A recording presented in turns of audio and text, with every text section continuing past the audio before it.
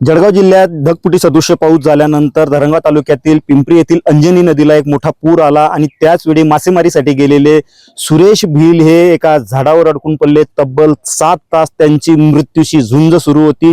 खाली अंजनी नदी खवळलेली, तर झाडावर ज्या ठिकाणी ते आधार घेऊन बसले होते त्या ठिकाणी सर्प।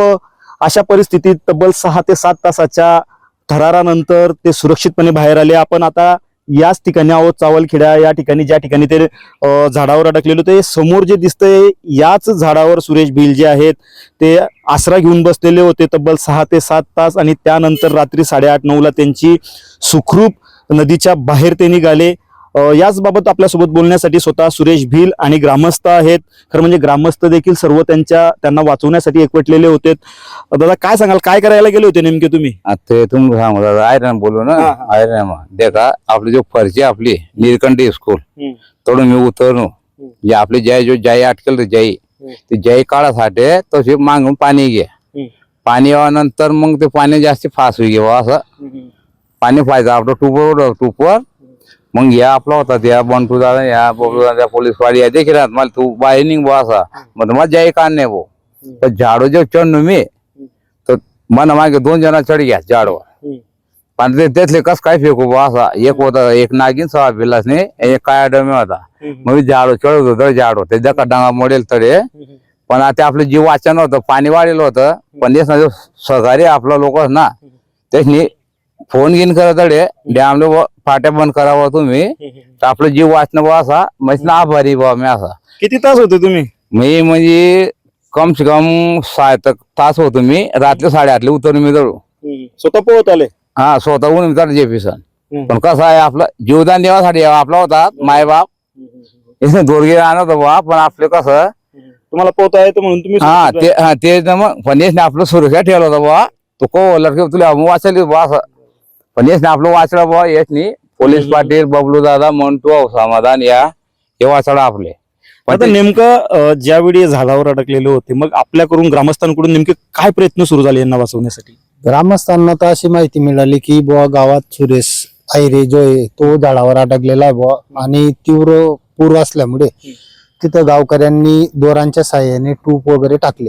बाकीचे गावकरी मध्ये गावात मासेमारी आहेत ना त्यांच्याजवळ ते टूप वगैरे आणले आणि ते दोराला बांधून तिथं प्रयत्न केला।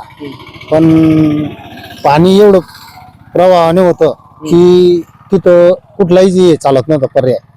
पण विषय असा झाला की प्रशासक, पोलीस प्रशासक किंवा महसूल अधिकारी ते सर्व अधिकारी आले इथं आणि अधिकाऱ्यांनी निर्णय घेतला। त्यानंतर मग ते पाट्या वगैरे टाकून ते पाणी कमी केलं आणि मग त्या भावाला थोडं पाणी कमी झाल्यानंतर त्याची इकडनं बोलचाल गावकऱ्यांनी केली आणि मग तो त्याला उतरण्यास सांगितलं। आता खरं म्हणजे रात्रीचा किर्र अंधार होता, अशा परिस्थितीमध्ये नेमकं यांना बाहेर काढण्यासाठी आपण ग्रामस्थांनी कसे प्रयत्न केले? म्हणजे मोबाईलचा टॉर्च असेल, बॅटरी असेल, आवाज देऊन असेल, कशा पद्धतीने त्यांना नदीतून सुरक्षितपणे बाहेर काढण्यासाठी आपण प्रयत्न केले? रात्रीचा खूप अंधार असल्यामुळे आम्ही बाहेर पिंपरीवरनं मोठे 2 फोकस पण आणले होते सर्व गावकऱ्यांनी मिळून। आणि बॅटरी पण त्याच्यासोबत आमच्या बोलणं सुनलं सतत चालू होतं की तू उडी मारतो, घाबरत होता की मला साप हे करून टाकते। त्याच्यामुळे त्याला आम्ही सतत बोलत होतो की तू काही टेन्शन नको करू, आम्ही आहे तिथपर्यंत आहे, ते तुझ्या जोडच आहे, फक्त लांब आहे आणि इतक्या आम्ही तू कधी उडी मारशील तर आम्ही त्याचा दोर वगैरे टाकून त्याला वाचवण्यासाठी आम्ही प्रयत्न करत होते। पण तुमचा त्यांच्याशी संवाद सतत सुरू होता का? म्हणजे संवाद सुरूच होता। आम्ही इथे रस्त्यावरच उभे होतो, म्हणजे जायला आम्हाला पण अडचण येत होती। आम्ही टूप टाकले, दोर टाकले, पण ते काही आमचे प्रयत्न सफल नाही झाले। ते पोहत कसे बाहेर आले? ते पाणी कमी झालं ना, मग त्यांना आम्ही सांगितलं की तू आता येऊ शकतो का? त्यांनी सांगितलं मी आता येऊ शकतो। त्यांनी उडी मारली, आम्ही त्यांना बॅटरी वगैरे दाखवून आम्ही त्यांना बरोबर काठावर घेतलं। आता तू काय सांगशील, म्हणजे या सर्व ठिकाणी तरुणाई मोठ्या प्रमाणात जमलेली होती? प्रथम गोष्ट म्हणजे आमचे जे गावाचे सगळे मंडळी होती, सगळे जितके पण नागरिक होते सगळ्यांनी त्यांना सहकार्य केलं, सगळ्यांनी सांगितलं। परत आपले जे पोलीस स्टेशन वाले होते आपले धरणगावचे ते पण आले, आमचे तलाठी आहेत अनिकेत कडे हे पण तिथं उपस्थित होते, त्यांनीही प्रयत्न केले। गावचे पोलीस पाटील, सरपंच, गावचे नागरिक सगळ्यांनी इथं खूप प्रयत्न केले दोर वगैरे टाकले. सुरेश भाऊ बाहेर आल्यानंतर एकच आनंद झाला का सगळ्यांना? सगळ्यांना आनंद झाला. सगळं गाव तिथं उपस्थित होतं त्यावेळेस, कारण की ते गावचे नागरिक आहेत ना, त्यांना वाचवणं आपलं प्रथम कार्य आहे.